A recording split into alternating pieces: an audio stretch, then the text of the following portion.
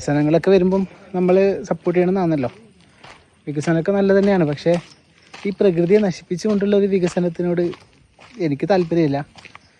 ഇവിടെ നല്ല ബ്യൂട്ടിഫുൾ ആയിട്ടുള്ളൊരു അന്തരീക്ഷം, ഒരു അറ്റ്മോസ്ഫിയറൊക്കെ ഉണ്ടായിരുന്നു, ഒരു കാടൊക്കെ ഉണ്ടായിരുന്നു. ഇവിടെയൊക്കെ നിങ്ങൾ വന്ന ആൾക്കറിയാം, ഇവിടെയൊക്കെ ഒരു കുന്നൊക്കെ ഉണ്ടായിരുന്നു.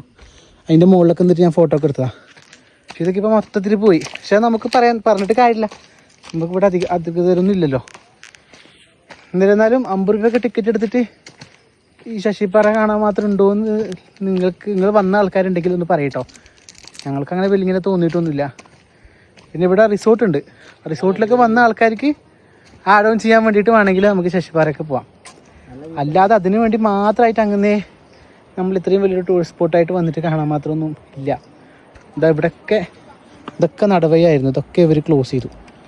ഇത്രയും നടവയുണ്ടായിരുന്നു. അല്ല, നെഗറ്റീവ് അല്ലടാ, ഞാൻ ഇതിൻ്റെ സത്യാവസ്ഥ പറഞ്ഞു കൊടുക്കുക. വികസനമൊക്കെ വേണം, പക്ഷേ അതിനോട് ഇതിപ്പോൾ മൊത്തം നശിപ്പിച്ചിട്ടുള്ളൊരു വികസനമല്ലേ.